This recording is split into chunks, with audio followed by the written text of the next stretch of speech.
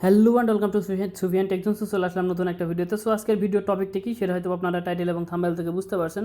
So আজকে আমি web money related কিছু বিষয় নিয়ে কথা বলবো। সো রিসেন্ট সময় সবচেয়ে আমি যে প্রবলেমগুলো সলভ করছি তার মধ্যে অন্যতম হচ্ছে আপনার ওয়েব মানি অ্যাকাউন্ট সাসপেন্ড বা নাম verification problem, face verification problem, এই ধরনের বিভিন্ন ধরনের ইস্যু কিন্তু ওয়েব মানি অ্যাকাউন্টের ক্ষেত্রে হয়ে থাকে। যারা নতুন ইউজার তারা কিন্তু কোনো কিছু বুঝতে পারেন না, ঠিক আছে, হুদায় কোনো একটা ভিডিও ইউটিউব থেকে দেখে তারা অ্যাকাউন্ট ক্রিয়েট করে ফেলে, কিন্তু ভেরিফিকেশনে গিয়ে বিশাল একটা ঝামেলা ক্রিয়েট হয় এবং দেখা যায় যে পেমেন্ট রিসিভ করছে এবং পেমেন্টটা তারা ট্রান্সফার করতে পারে না, বিভিন্ন ধরনের জটিলতার সৃষ্টি হয়। সো কোন কোন বিষয়গুলো মাথায় রাখলে আপনাদের এই ধরনের যে হ্যাসেলগুলো সেগুলো আর আপনাদের পোয়াতে হবে না। এই জন্য আপনাদের অ্যাকাউন্ট খোলার আগে অবশ্যই আপনারা এই মাস্ট বি ভিডিওটা দেখে নেবেন, তারপরে আপনারা অ্যাকাউন্ট খুলবেন, দেখবেন যে কোনো প্রকারের লেনদেনে আপনাদের কোনো ধরনের ঝামেলা হচ্ছে না, ঠিক আছে। সো অবশ্যই আমাদের আগে জানতে হবে ওয়েব মানি রুলসগুলো কী কী, ওয়েব মানি কীভাবে কাজ করে, ভেরিফিকেশনটা প্রসেসটা কীভাবে কাজ করে। সো আমাদের আগে জানা দরকার, তাহলে আমাদের আর কোনো ধরনের ইস্যু ক্রিয়েট হবে না। কারণ যারা অ্যাডস্টারাতে কাজ করেন তাদের একমাত্র পেমেন্ট মাধ্যম হচ্ছে বলতে পারেন সবচেয়ে ইজি ওয়েব মানি, যেটাতে আমরা $5 কিন্তু WMT এবং WMZ আমরা কিন্তু পেমেন্টটা রিসিভ করে থাকি। তাছাড়া কিন্তু TRC20 রয়েছে, আরও অন্যান্য পেমেন্ট মাধ্যম রয়েছে, ব্যাঙ্ক ওয়্যার রয়েছে। আপনারা যে কোনোভাবে আপনারা $100 হলে পেমেন্ট নিতে পারেন। একমাত্র ওয়েব মানিতেই আমরা $5 হলে কিন্তু পেমেন্টটা রিসিভ করি, ঠিক আছে। সো এখন আমরা দেখব যে ওয়েব মানি খোলার আগে আমাদের কী কী বিষয়গুলো মাথায় রাখতে হবে যাতে আমাদের পরবর্তীতে কোনো ধরনের ঝামেলা ক্রিয়েট না হয়। সো এখান থেকে আমি একটা পেজ ওপেন করে নিচ্ছি। সো এখান থেকে দেখতে পাচ্ছেন আমি এখানে টাইটেলটা লিখে রেখেছি, ওয়েব মানি অ্যাকাউন্ট খোলার আগে যে বিষয়গুলো জানা দরকার। সো প্রত্যেকে যারা ওয়েব মানি ইউজার রয়েছেন তাদের এই বিষয়টা জানা দরকার, এবং যারা নতুন অ্যাকাউন্ট ক্রিয়েট করবেন বা নতুন অ্যাডস্টারাতে কাজ করতে চাচ্ছেন তাদের এই বিষয়গুলো কিন্তু জানা দরকার। তো এখানে আমি 4টা পয়েন্ট নোট করেছি। সো এই 4টা পয়েন্টের দিকে আপনারা যদি একটু ফোকাস দেন সেক্ষেত্রে আপনাদের লাইফ টাইম সিকিউর থাকবে আপনাদের অ্যাকাউন্টটা, এবং কোনো ধরনের হ্যাসেল আপনাদের ফোয়াতে হবে না ওয়েব মানি অ্যাকাউন্ট নিয়ে, ঠিক আছে।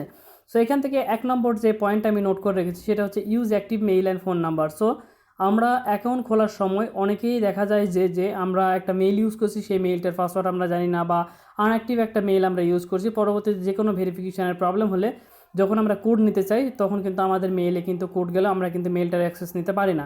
সো আপনারা এখানে অবশ্যই এমন একটা মেইল দিবেন যে মেইলটা আপনাদের অ্যাক্টিভ এবং লাইফ টাইম অ্যাক্টিভ থাকার সম্ভাবনা রয়েছে, ঠিক আছে। এই ধরনের মেইল আপনারা ইউজ করবেন। দেন এখানে একটা অ্যাক্টিভ ফোন নাম্বার দিবেন, অবশ্যই আপনার নিজের ফোন নাম্বার দিবেন, অন্য কারো ফোন নাম্বার দিবেন না, যেহেতু যে কোনো মুহূর্তে যদি ভেরিফিকেশনের প্রয়োজন হয়, দেখা যায় যে আপনার ফোন হারিয়ে যেতে পারে অথবা আপনি অন্য একটা ডিভাইসে অ্যাকাউন্ট লগ ইন করতে যাচ্ছেন, সেক্ষেত্রে নাম ভেরিফিকেশনের জন্য আপনাদের ফোন এবং মেইল ভেরিফাই করার প্রয়োজন হতে পারে। সেক্ষেত্রে অবশ্যই আপনাদের অ্যাক্টিভ ফোন নাম্বার এবং অ্যাক্টিভ মেইল আপনাদের দিয়ে অ্যাকাউন্ট আপনারা করবেন, ঠিক আছে। সো অ্যাকাউন্ট খোলার পরে অবশ্যই আপনারা ফোন নাম্বার ভেরিফিকেশনটা করে নেবেন। সো ভেরিফাইয়ের উপরে আমার একটা ডিটেল ভিডিও রয়েছে, আপনারা চেক আউট করে নেবেন, ডেসক্রিপশন বক্সে আমি লিঙ্ক দিয়ে দিব, ঠিক আছে। সো দেন 2 নম্বর পয়েন্টটা যেটা আমি নোট করেছি সেটা হচ্ছে provide valid NID information.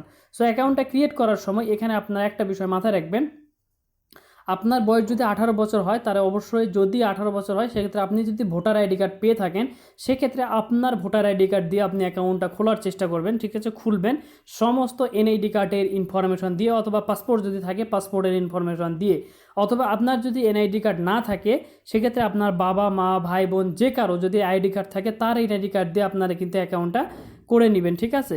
So অবশ্যই এনআইডি কার্ডের ইনফরমেশন দিয়ে অ্যাকাউন্টটা খোলার চেষ্টা করবেন বা অ্যাকাউন্টটা খুলবেন। দেন এখানে 3 নম্বর যে পয়েন্টটা, এই বিষয়টা কিন্তু খুব সিরিয়াস, এই জায়গাটা আপনারা কিন্তু ভালোভাবে মনোযোগ দিয়ে কিন্তু কাজটা করবেন।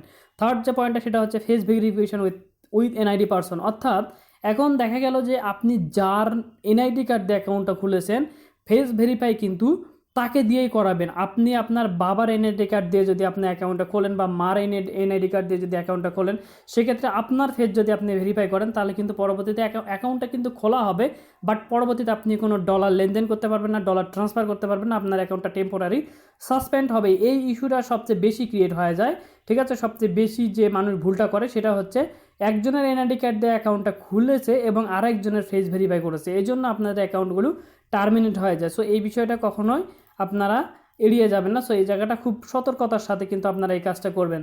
দেন এখানে ফোর্থ যে অপশনটা বা ফোর্থ যে পয়েন্টটা সেটা আমি নোট করছি সেটা হচ্ছে use apps with enum rules.